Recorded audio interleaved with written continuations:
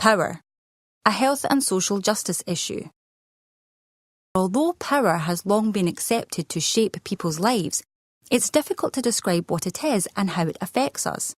Yet increasingly, evidence tells us that power has a real effect on our health and well-being. If someone asked you to describe what it is to have power, what would you say? Having influence, money, knowledge? And if you think about the inequalities in power between people, what springs to mind? Oppression? Privilege? Disadvantage? Power can be all of these things, and it's also a lot more. Power is a concept which includes the ability to do or not do something, and to exercise influence or control in a variety of different ways. Evidence shows that those who have power to control their lives and the environments in which they live are likely to have better physical, mental, and social well-being. Power isn't always visible or obvious. If you have power, you are more able to influence the decisions that affect aspects of your life. When you are able to do this, it seems normal, and you probably don't recognize the power that you have. However, those with limited power may feel their voice goes unheard and may have little sense of control, even over the things that are important to them. The World Health Organization describes 4 different types of power. Power over is when someone or some people are able to influence or coerce others. This can be the most negative form of power. Power to is where individuals are able to organize or change existing hierarchies or structures. Power with is the collective power of communities or organizations. And power within is each individual's capacity to exercise control or act on their own will. Differences in power contribute to inequalities in health outcomes. Over the last century, a lot has changed in Scotland to make it a fairer and healthier place to live. Many of these changes were brought about not by a few powerful individuals, but by ordinary people who identified important issues in their lives, engaged in collective action, and used their combined power to achieve their goals. These developments may have been local, like establishing a community garden, or national, like equal rights and equalities legislation. However, some people still do better than others. While health is improving for us all, it has improved more quickly for some groups than others. Those who live and grow in poorer circumstances experience fewer years in good health. These differences in people's health, known as health inequalities, do not occur randomly or by chance. They are strongly influenced by access to power, income, and wealth, and are often beyond an individual's direct control. As a result, some people have more opportunities than others to live longer, healthier, more fulfilled lives. For these reasons, we call the unequal distribution of power, income, and wealth the fundamental causes of health inequalities. But when compared to the other fundamental causes of health inequalities, what is unique about power?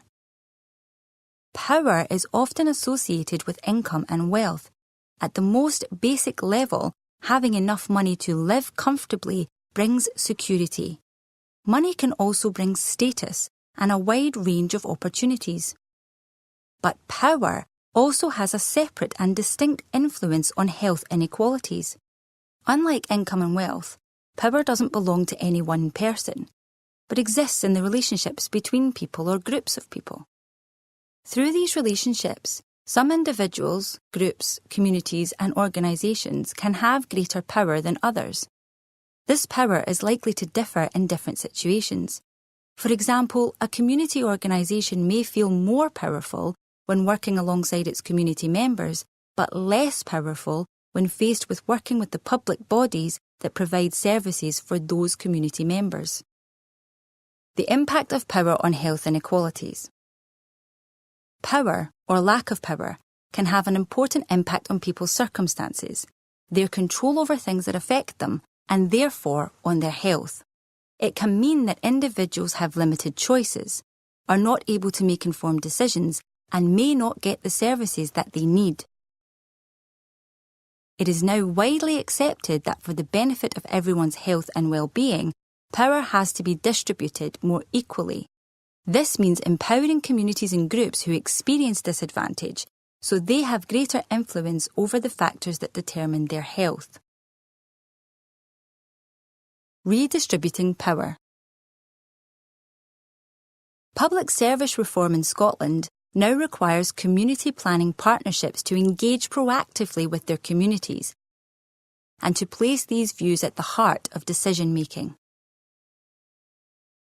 Those who work for public bodies have a vital role in ensuring that the way they operate and the resources and opportunities they make available, particularly to disadvantaged groups, enable this to happen in a way that gives these communities greater control. So, rather than being directed by those who already hold positions of power, policymakers and service providers should actively and respectfully engage, involve and empower disadvantaged communities. Scotland's Community Empowerment Act requires those working in public bodies to move towards ways of working that promote power to and power with communities, giving members a stronger voice, using their knowledge, skills and lived experience to influence the planning, delivery and assessment of local public services.